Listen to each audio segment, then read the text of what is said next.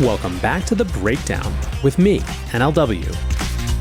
It's a daily podcast on macro, Bitcoin, and the big picture power shifts remaking our world. What's going on, guys? It is Friday, August 8th, and that means it's time for the Friday Five. Before we get into that, however, if you're enjoying The Breakdown, please go subscribe to it, give it a rating, give it a review, or if you want to dive deeper into the conversation, come join us on the Breakers Discord. You can find a link in the show notes or go to bit.ly/breakdownpod. All right, friends, another very active week, especially by summer standards. This week, we're talking about a lot of U.S. government actions, and I think action is the watchword for the moment. As I discussed at the end of the show with Scott, we've moved from a phase of just pretty words to actually trying to get things done, and that is a very appealing shift. But there's a lot to talk about, so without any further ado, let's dive in. It's been another one of those not quiet summer weeks that we have gotten used to here in 2025. A lot happening. I would argue some of the biggest stories that we've had yet, but of course, we'll forget about them by Saturday. Yeah. Man, wow. A lot going on here. I guess we could jump right in. Listen, we'll do the most boring thing first, which is Bitcoin has entered a bullish cool down phase. So apparently now that we're at 116,000 and chilling with Bitcoin, that's bad. But we have Ethereum looking like it might jump through 4,000. It's August, man. This is supposed to be the worst month of the entire year. And here we are at $116,000 Bitcoin.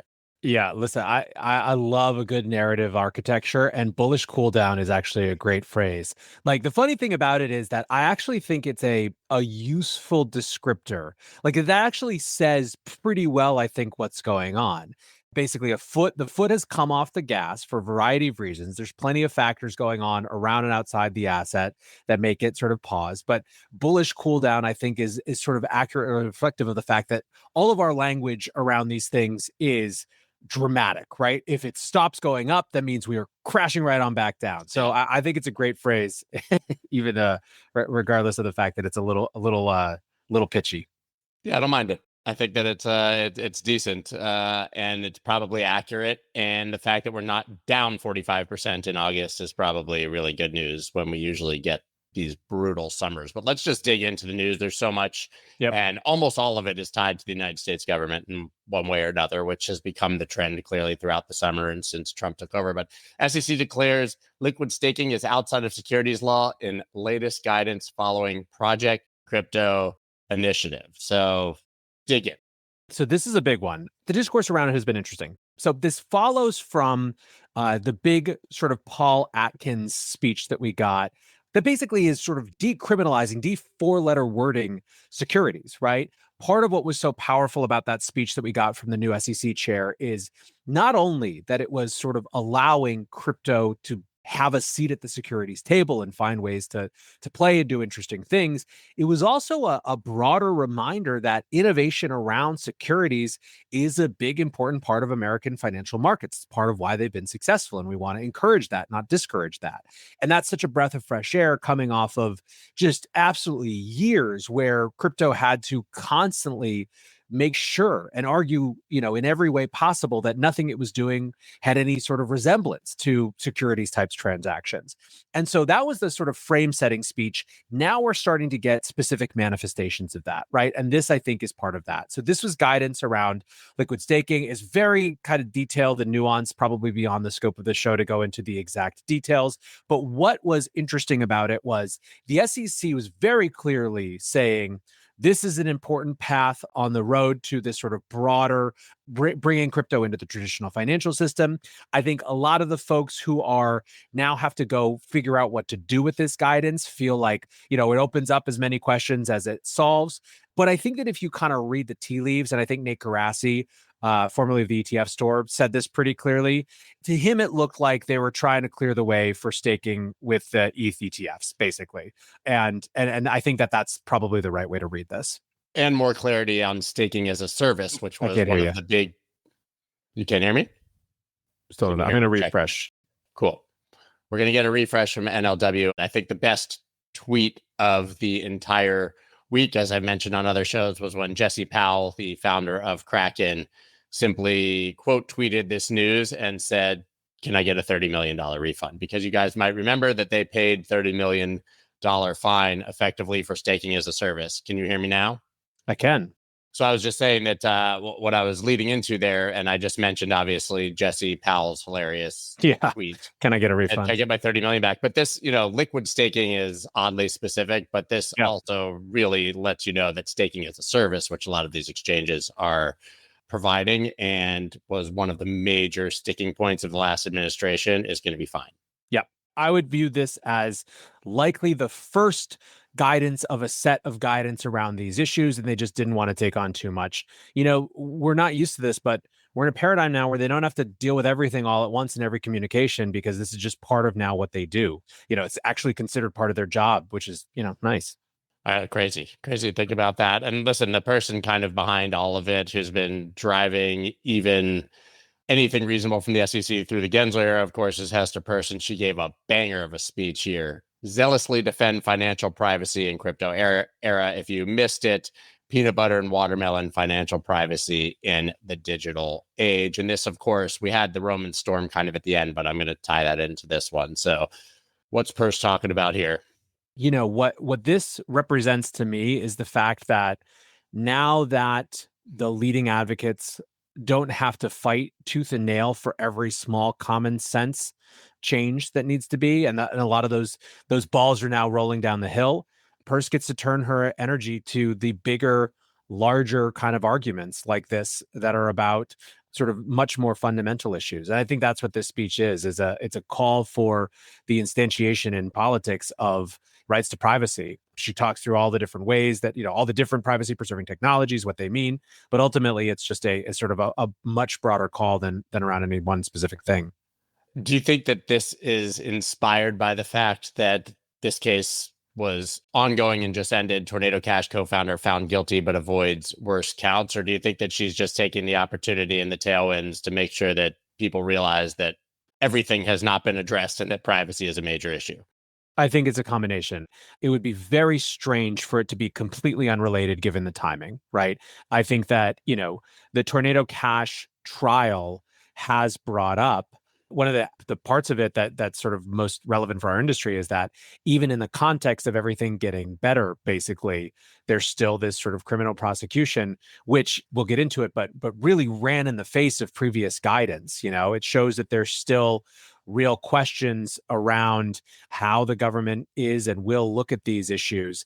And also that a lot of the changes that are being made right now are likely to be fragile changes that could be walked back. And so, I would be very surprised if it was completely unrelated. Let's put it that way. Well, listen, while we're on the topic, let's talk about what happened in the Tornado Cash. Basically, he was found guilty of one of the three charges. Some would argue that it was the least of the three and the easiest to fight, which we will see. Apparently, when he left the courtroom, he actually had a smile on his face and said, good, because this one I can definitely fight back against and I can go home and see my kids, right? But still a very dangerous potential precedent being set here if this sticks.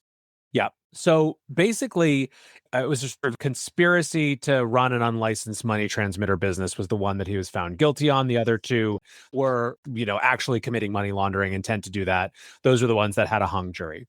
What's interesting is that the charge that he was found guilty on was basically predicated on the judge throwing out 2019 FinCEN guidance as something that the jury could consider. She basically, right at the top of the trial, said that you can't consider that, right? You can't include that guidance as part of this.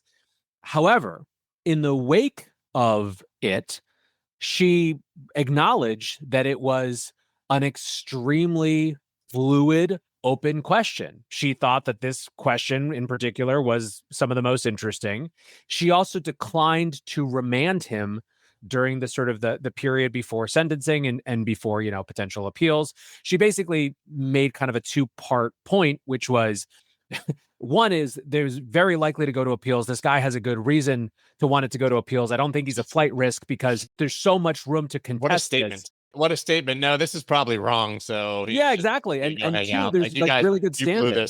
Yeah. So it was a fascinating and weird fight. But, I think where the crypto industry went is reminding that it's still extremely potentially damaging to developer activities, and that the calls, I think, from the crypto community are for a very loud response from the DOJ to basically drop the charges, not pursue a second trial on sort of the big counts, and have much more sort of strong guidance around the particular issue that he did get caught up on. Yeah, I think that's the most important note that I learned yesterday from having a bunch of lawyers on Crypto Town Hall was that the two that were hung could still be recharged by the DOJ, basically. So as much as it's over, it's only over in the context of this trial. Maybe that's unlikely, but it is possible. Exactly. Look, I think unfortunately that even if it ends up going well, it's still going to have a bit of a freezing effect on developers who if it's this close, that's too close for comfort, basically. Today's episode of The Breakdown is brought to you exclusively by Grayscale. Grayscale is almost certainly a name you know. They've been offering exposure to crypto for over a decade now and offer over 20 different crypto investment products ranging from single asset to diversified to thematic exposure to crypto and the broader crypto industry. They have long been innovators at the intersection of TradFi and crypto. And one of the benefits for a lot of us is that Grayscale products are available right through your existing brokerage or IRA. Now, of course, investing involves risk, including possible loss of principal. For more information and important disclosures, visit grayscale.com. Go to grayscale.com to explore their full suite of crypto investment products and invest in your share of the future. So let's dive into many, many, many things Trump and executive orders. I would say that this might be the biggest unlock we've seen yet. Trump signs order easing path for private assets and 401ks, notably Bitcoin, crypto, real estate, private equity. This is not just a crypto order, and actually something that is very sensible. Why should people be able to put whatever they want in their retirement accounts? I've seen political takes on this, and it just blows my mind because this is just so reasonable. I was hoping it was going to be for IRAs as well, and I didn't see language on that because the original reports of this, by the way, this news broke weeks ago.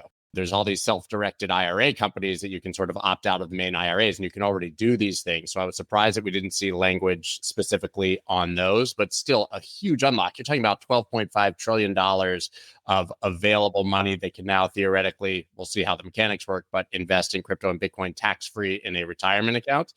To me, the even bigger unlock is who do you think's opening a new 401k? It's not 50-year-olds who have been saving for years. It's going to be people getting their first jobs at corporations who are in their 20s and already understand crypto, and are going to go straight to Bitcoin and crypto as opposed to any of these other assets. Yeah. I think to your point, we talked about this a little bit when the news first broke. It's great to see it actually come to fruition. It's just skating where the world is headed. This is the way that it has to trend, right? Hold aside even the fact that in general, I think it's a losing proposition to try to overly control the financial decisions that people do and don't make. But second, to your point, just where generationally people are, that's the profile of what they want to invest in is just totally different. Yeah, and that's just one of a few, I'll call them crypto-friendly executive orders that were non-specific necessarily to crypto. The second one, of course, was Trump signs order targeting banks over political discrimination. So this is crypto discrimination, but also very specifically discrimination against conservatives by banks. This is actually nuanced and interesting because I think everybody agrees that Choke Point 2.0 is a problem and that targeting by banks is a problem. But also important to remember that a lot of these banks did it on guidance and threats from the federal government and those agencies. And this isn't necessarily addressing that side of it. Yeah. So good, bad, right?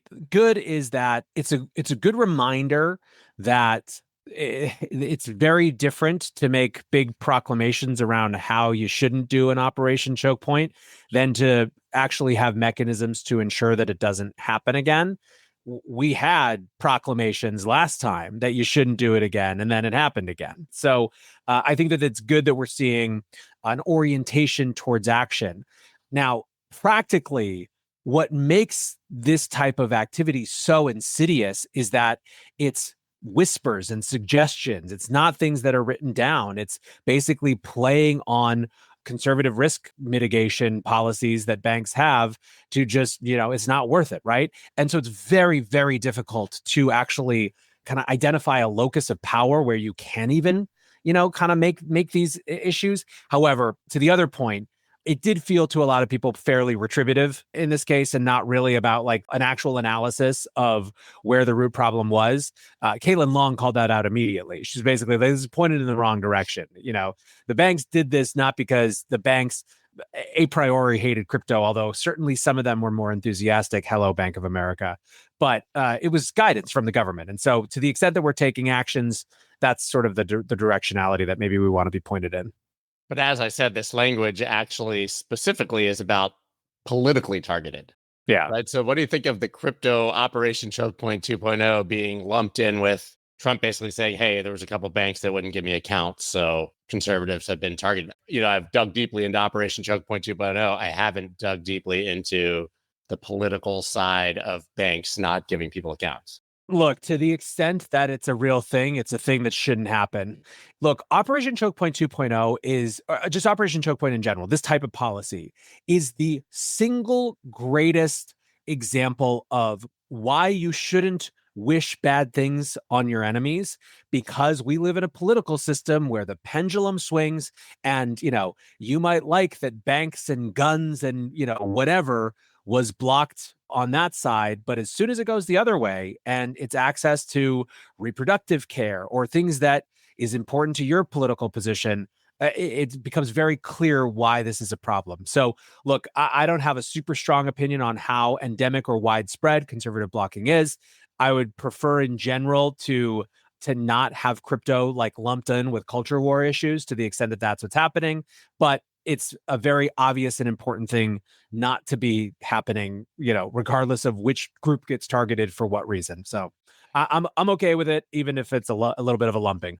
Yeah, it's like the Senate supermajority. I mean, unintended consequences of things you do to screw your enemy at first that end up inevitably coming back to bite you in the ass when you want something done a few years later. Welcome to the United States government. It's a wonderful place. Trump did something else, though, and maybe this addresses a bit of that other side, because Trump picked crypto-friendly economist Stephen Moran for Federal Reserve Board seat.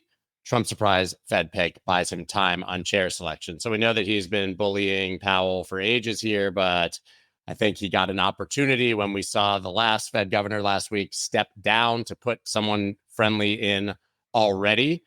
When we're talking about Operation Choke Point 2.0, a lot of that guidance came down from the Fed. So having another Fed governor that's clearly crypto friendly could be addressing that side of the issue to some degree, but also aligning the Fed with Trump in advance of Powell stepping down or having his term run out. Yeah, I mean, this is pretty clear that this is the playbook. Frankly, for people who enjoy separation of powers, this is a much more comfortable way of exerting influence than trying to fire the Powell early. So it is what it is. I think, net, like you said, I'm glad to have people who are sort of pro crypto in the positions of power. And I do think that is going to contribute to pro crypto policies. What a week. I think we actually just cooked through all of the stories relatively quickly. It's almost like you can't even give them enough time, because I don't know if we have 4 hours or if we're going to get through it in 25 minutes. But I just think these are monster stories. Yeah, I mean, look, we are now very firmly in the period of actions, not words. And that's a really nice place to be, right? We were for a long time, like last year, this time, we lived in the realm of the possibility. What if there's a big structural change in the administration and all these things came to fruition and we didn't have to fight these fights?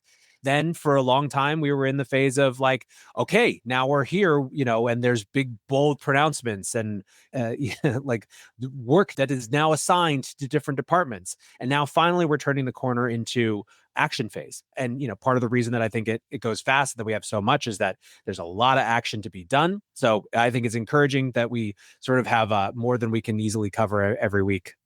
Yeah, I mean, I know there's people who still are dismissive of the efforts of the administration or the change because we don't have a strategic Bitcoin reserve, or there's one or two things that haven't been fully met. But I don't care about your political positioning, what you think of Donald Trump, whether you're a liberal or a conservative. They're doing 95% of what they talked about and more. Yep. And you can't really fault them if you're a crypto advocate for the things they're doing. It's just unbelievable. Yeah, I think it's great, but I would also say, for the screechers, keep screeching, because that's the only way that people, get all the We got to way. climb a wall of worry still. There has Yeah, to be worry. If, absolutely. if we get full consensus, it's going to be time to go. Yeah. All right, guys, give NLW a follow. Obviously, listen to the breakdown every single day. The best podcast out there, even better than this one, which sometimes falls on the breakdown. So I guess, we do get the crossover, man. Thank you very much. As always, I'll see you next week. Cheers, guys.